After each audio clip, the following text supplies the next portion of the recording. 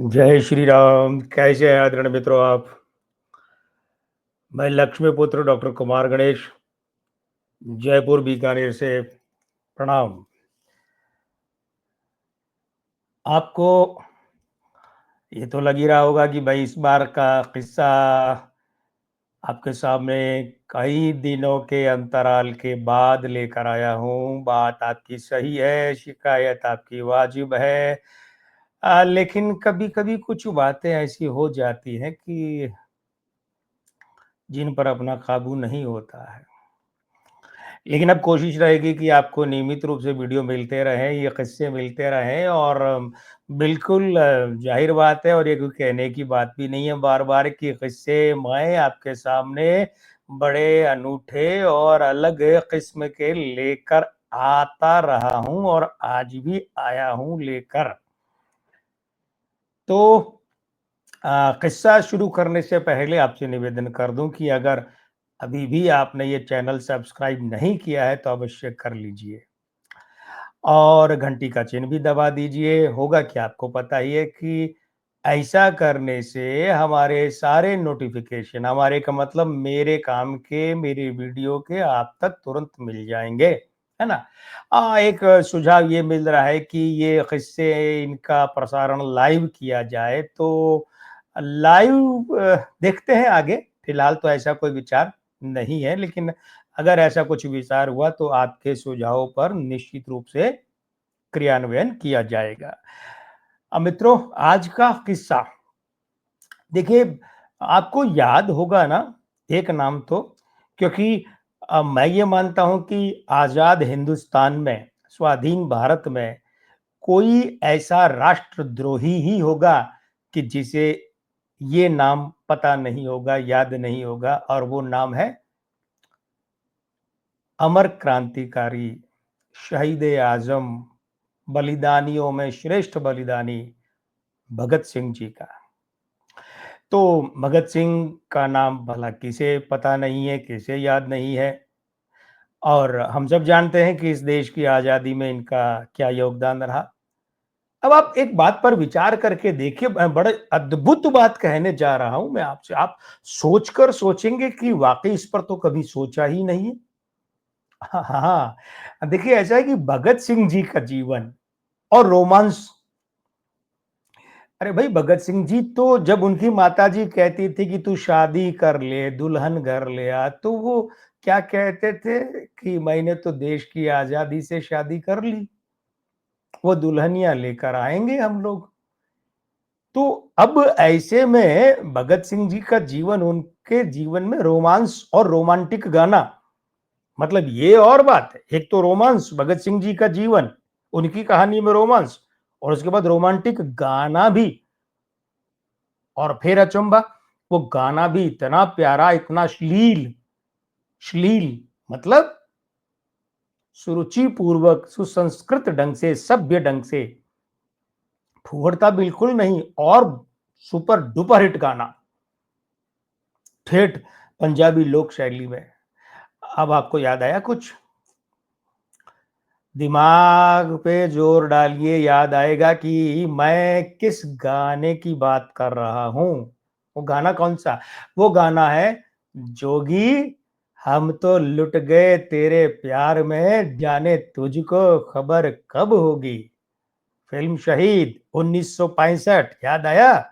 भगत सिंह जी की कहानी पर आधारित फ़िल्म। भगत सिंह जी की कहानी ये जो थी इस फ़िल्म में, ये फ़िल्म केवल शर्मा की थी। और वैसे एक बहुत बड़ी ख़ास बात क्या थी? उस एक बात में 2 बातें हो गई थी। एक बात का पहला हिस्सा ये कि इस फ़िल्म की कहानी किसने लिखी थी? इस फ़िल्म की कहानी लिखी थी भगत सिंह जी के जेल के साझीदार, बम कांड के साझीदार बटुकेश्वर दत्त जी ने। हाँ, और उनकी लिखी कहानी पर दीनदयाल ने लिखा था स्क्रीन प्ले, पटकथा, जिसके लिए उन्हें राष्ट्रीय पुरस्कार मिला था। 1965 की रिलीज इस फ़िल्म के लिए। और इस बात का दूसरा हिस्सा ये कि जिस साल यानी कि 1965 में फ़िल्म रिलीज हुई थी, उसी साल बटुकेश्वर दत्त जी का देहांत भी हो गया था। Living legend Batukeshwar Dutt. मित्रों, कुल मिला के बात ये है कि 1965 की ये जो फ़िल्म आई थी, बड़ी अद्भुत फ़िल्म थी और इस फ़िल्म में प्राण साहब का एक किरदार था, उस किरदार ने यूँ समझ लीजिए कि अमर ही कर दिया था मामला। प्राण साहब का वो जो किरदार था, उस किरदार को वैसे तो वो रचा गया था डाकू केहर सिंह का, तो गज़ब भाई। खैर, प्रेम धवन के गीत-संगीत के साथ में और भी नाम थे इसमें। उसमें राम प्रसाद बिस्मिल साहब का एक गाना था, जो उन्होंने लिखा था। गाना फ़िल्म के लिए नहीं लिखा था, वो तो स्वाधीनता से पहले ही शहीद हो चुके थे, लेकिन उनकी लिखी शायरी थी। और इंस्पेक्टर बांके दयाल प्रेम धवन का पगड़ी संभाल जट्टा पगड़ी संभाल ये भी था। और 3 गाने अकेले प्रेम धवन ने लिखे थे। अब आप कहेंगे कि भई आज ये शहीद फ़िल्म की इतनी बातें क्यों हो रही है? उसका एक कारण है। कारण ये कि आज के इस किस्से में इस शहीद फ़िल्म की बहुत बड़ी भूमिका है। इस फ़िल्म में मनोज कुमार जी ने भगत सिंह जी का रोल किया था और उनकी माताजी की भूमिका निभाई थी कामिनी कौशल ने। तो यहाँ से कामिनी कौशल और मनोज कुमार जी का ये जो जुगलबंदी का मामला है ना, माँ और बेटे की भूमिका का, ये आरंभ हुआ। और दूसरी फ़िल्म उपकार 1967 में आई, उसमें था। उसके बाद में ये सिलसिला चला पूरब और पश्चिम 1970, शोर 1972, रोटी कपड़ा और मकान 1974, सन्यासी 1975 और 10 नंबरी 1976। इस 7 फ़िल्मों में कामिनी कौशल जी ने भगत सिंह जी मनोज कुमार जी के उनकी माताजी की भूमिका निभाई थी। अब एक समय ऐसा आता है 10 नंबरी के तकरीबन 3 एक साल बाद, ढाई 3 साल बाद, कि मनोज कुमार जी एक बहुत महत्वाकांक्षी, अपने जीवन की सबसे बड़ी खर्चीली और महत्वाकांक्षी फ़िल्म करना चाहते। और इस फ़िल्म में उन्होंने, खैर ये तो ठीक है कि उनकी खुद की भूमिका भी बड़ी थी, लेकिन एक बहुत बड़ी केंद्रीय भूमिका के लिए दिलीप साहब को, यानी दिलीप कुमार जी को साइन किया। मल्टी स्टारर फ़िल्म थी क्रांति। अब आप समझ गए होंगे इस फ़िल्म के और कलाकार कौन-कौन थे। तो अब बात आई इस फ़िल्म में वही कि मनोज कुमार साहब की माताजी, माँ के रोल के लिए, उनकी माँ की भूमिका के लिए। तो इस बार वैसा नहीं हुआ जो अब तक हो रहा था पिछले लगभग 14 वर्षों से। और वो ये था कि यहाँ क्रांति फ़िल्म में मनोज कुमार जी की माँ की भूमिका के लिए, रोल के लिए निरूपा राय जी को लिया गया। निरूपा रॉय जी ने खैर बेहद बढ़िया ढंग से, काबिल ढंग से ये रोल निभाया। इसमें तो कोई संदेह वाली बात ही नहीं है। और बड़ी हिट भूमिका ये रही। लेकिन यहाँ प्रश्न ये उठ जाता है कि लगभग 14 वर्षों से 7 फ़िल्में और सातों की सातों सुपर हिट फ़िल्में साथ की मनोज कुमार जी ने, तो फिर अपनी एक और फ़िल्म में, वो देखिए उपकार, पूरब और पश्चिम, शोर, रोटी कपड़ा और मकान, ये चारों फ़िल्में जो हैं, ये तो मनोज कुमार जी का अपना बैनर था ना। शहीद, 10 नंबरी और सन्यासी ये उनके बैनर नहीं थे।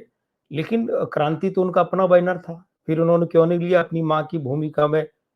एक होता है ना कि किसी व्यक्ति के साथ किसी के विलेन का, छोटे भाई, बड़े भाई, माँ का, बहन का रोल कोई लंबी जोड़ी चले तो उसे दोहराया जाता है। लेकिन इसके पीछे कारण के लिए मैं आपको ले चलता हूँ फ़िल्म शहीद, एक और शहीद फ़िल्म है।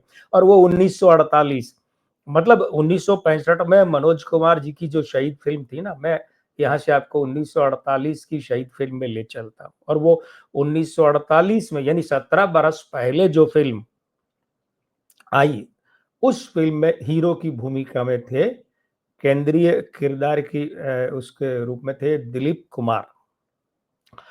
और फिर वहाँ जो उनके साथ हीरोइन थी, नायिका थी, वे थी कामिनी कौशल। अब आप चौंके होंगे कि भाई ये कनेक्शन तो बड़ा पुराना है। तो हाँ, बिल्कुल सही बात है। 1948 की फ़िल्म, दिलीप कुमार को आए हुए 4 साल ही हुए थे। 44 में ज्वार भाटा से आए थे वे। और 48 में फ़िल्म आई, कामिनी कौशल और दिलीप कुमार की जोड़ी बनी और उसके बाद में 1949 में नदिया के पार में साथ आए, 1949 में शबनम में आए, 1956 में आरज़ू में ये साथ में आए। अब हुआ क्या? ये 1948 की शहीद फ़िल्म में दिलीप कुमार ने जब कामिनी कौशल के साथ भूमिका की, वहाँ से इन दोनों के बीच में प्रेम पनपा। हाँ, अफेयर वाला प्रेम, वो भेंट-वेंट वाला वो नहीं, अफेयर वाला गहरा गंभीर प्रेम पनपा। और हुआ क्या कि कामिनी कौशल असल में तो ये कहा जाता है कि ये एक जो 2 हिस्से हैं ना नाम के, एक भाग इनका और एक इनकी बड़ी बहन का है।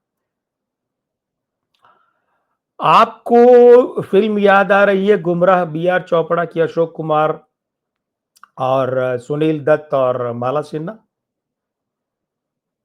चलो एक बार फिर से अजनबी बन जाएँ हम दोनों, है ना?